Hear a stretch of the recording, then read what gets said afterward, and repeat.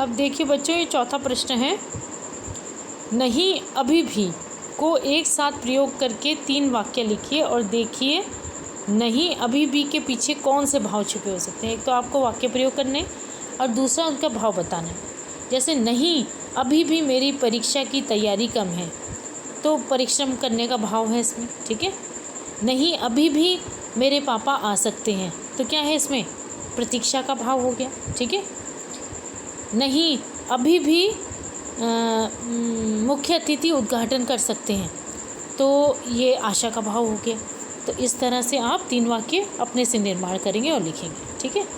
फिर है कविता से आगे, घर के बड़े बूढ़ों द्वारा बच्चों को सुनाई जाने वाली किसी ऐसी कथा की जानकारी प्राप्त कीजिए जिसके आखिरी हिस्से में कठिन परिस्थितियों से जीतने का संदेश हो। तो ये आप स्वयं जो है अपने मम्मी पापा या दादी नानी से सुनो कहानी और लिखो कि जिसमें कठिन परिस्थितियाँ आई हो और व्यक्ति कठिन परिस्थिति से निकला, ठीक है।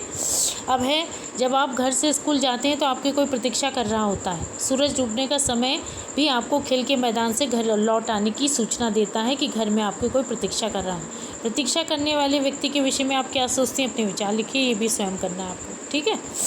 फिर हो गया अनुमान और कल्पना। अंतरिक्ष के पार की दुनिया से क्या सचमुच कोई बस आती है जिससे खतरों के बाद भी बचे हुए लोगों की खबर मिलती है? आपकी राय में झूठ है या सच? यदि झूठ है तो कविता में ऐसा क्यों लिखा गया? अनुमान लगाइए। यदि सच लगता है तो किसी अंतरिक्ष संबंधी विज्ञान कथा के आधार पर कल्पना कीजिए कि वह कैसे होगी।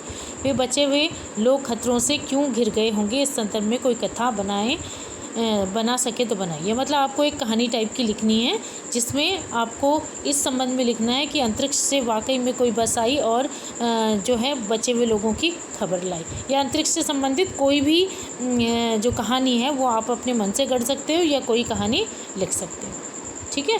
तो ये आपका पाठ हो गया समाप्त। अब आप प्रश्न उत्तर कर लेंगे।